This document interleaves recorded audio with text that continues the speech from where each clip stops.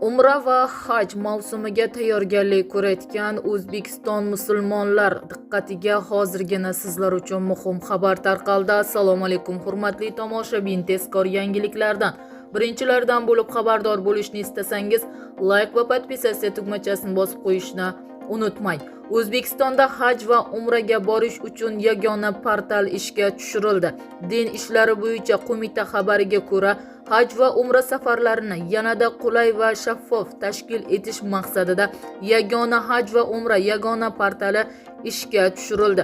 Yangi tizim imkoniyatlari fuqarolar endilikda uydan chiqmasdan turib haj yoki umraga elektron navbatga yozilishlari mumkin. Ro'yxatdan o'tish ikki xil usulda amalga oshiriladi. Yagona interaktiv davlat xizmatlari portali MyGov.uz, haj va umra yagona portali Haj-Umra.Gov.uz.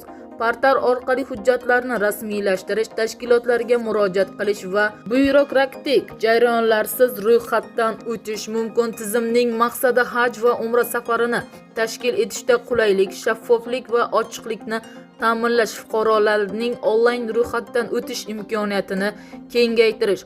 Saudiya Arabistonining yangi tartibi Haj 2026 endilikda haj safariga boruvchi har bir ziyoratchiga Nusuk platformasi orqali olingan tibbiy sog'lomlik to'g'risidagi guvohnoma taqdim etishi shart.